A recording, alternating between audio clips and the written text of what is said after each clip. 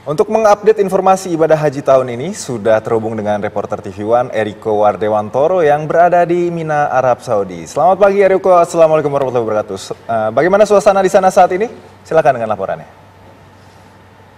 Waalaikumsalam warahmatullahi wabarakatuh. Selamat pagi dini hari dari Mina. Kebetulan saya sekarang berada di Mina, di pintu keluar para jemaah yang habis melempar jumroh tasrik.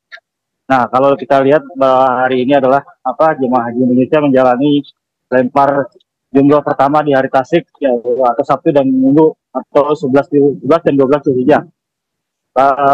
Jemaah haji Indonesia mulai menjalani rangkaian lempar jumroh pertama di hari tasrik. Berbeda di hari sebelumnya, pada hari tasrik ini para jemaah melempar 3 jumroh sekaligus ulah kusto dan opah sebagai bagian dari rangkaian ibadah haji yang dilaksanakan di Mina. Hari tasrik berlangsung selama 3 hari, yaitu 11, 12, 13 Zulhijjah, yang tahun ini bertepatan dengan tanggal 7, 8, 9 Juni 2025. Pada hari pertama tasrik ini, jadwal lempar jumroh bagi jemaah Indonesia ditetapkan pukul 17 hingga 24. Larangan melempar jumroh kemungkinan jam 11 hingga 2 demi menghindari cuaca ekstrim dan kepadatan dengan jemaah dari negara lain. Lalu kebetulan saya juga bersama petugas juga sedang Pak Bukromin dari TNI, kita sedang sebagai petugas tadi menjaga di pos-pos di dalam terowongan Mina untuk lihat apakah ada jemaah-jemaah dari rombongan haji Indonesia, apakah ada yang kelelahan atau tidak. Kita membantunya untuk mencoba menenangkan mereka yang kelelahan. Nah, selain itu juga ada cerita menarik dari wakil kepala Badan Penyelenggara Haji BP Pak Daniel Azhar meminta beliau ikut membantu jemaah haji lansia yang sangat kelelahan dalam perjalanan dari Jamrat di tempat melempar jumroh. Pada Sabtu kemarin 7 Juni, dan ini yang bergantian menggendong jemaah lansia bersama tim dari Jamarat hingga ke Mekah. Kita lihat kalau jarak Jamarat ke area maktab di Mina bisa bervariasi. Tergantung lokasi maktab, umumnya jaraknya hingga 3 hingga 7 km jemaah biasanya jalan kaki dari tenda menuju Jamarat untuk melempar jumroh.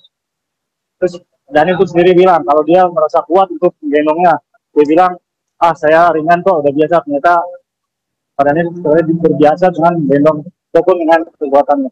Nah, membawa lansia tersebut, dari yang saya rekam video juga terlihat timnya juga mengawal Daniel yang tengah menggendong lansia dengan membuka jalan.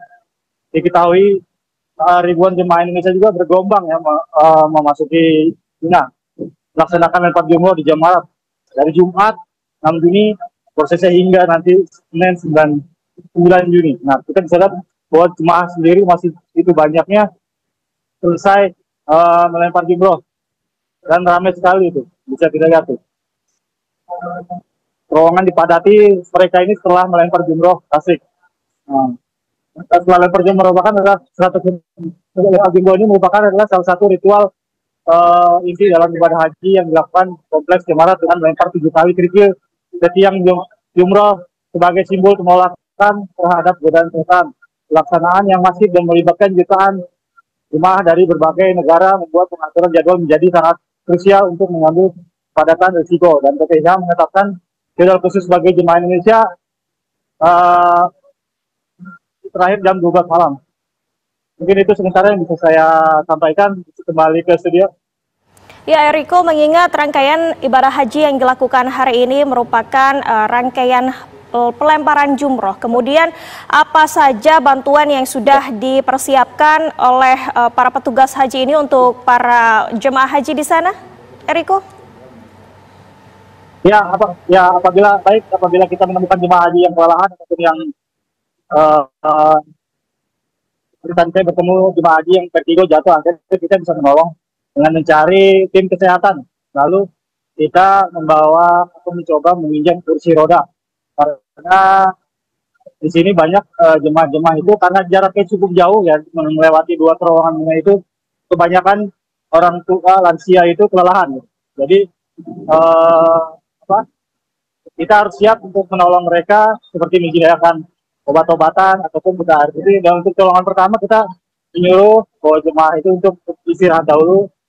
Setelah itu baru kita mencoba penanganan yang berikutnya. Kembali ke studio.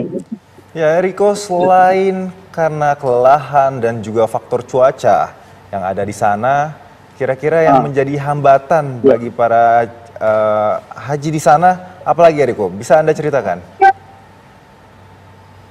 Ya, kalau kita lihat dari hambatan-hambatan jemaah haji di sini itu adalah pertama ya, seperti kalau lansia orang tua itu penyakit komorbid ya, mungkin secara tidak langsung mereka memaksa untuk mendatangi ke Mina ataupun proses-proses ibadah haji yang lain. Nah, kita bisa lihat kan dengan ramainya orang yang masuk ke dalam jemaah-jemaah haji Indonesia yang masuk ke dalam terowongan Mina ini kan itu menguras tenaga sekali, apalagi yang terjadi pada orang tua. Dengan apabila kalau orang tua tersebut memiliki penyakit komorbid, seperti yang tadi saya bilang saya temukan bahwa jemaah itu mengalami vertigo dan dia akhirnya jatuh gitu. Akhirnya kita siap menolongnya gitu. Begitu. Balik ke studio.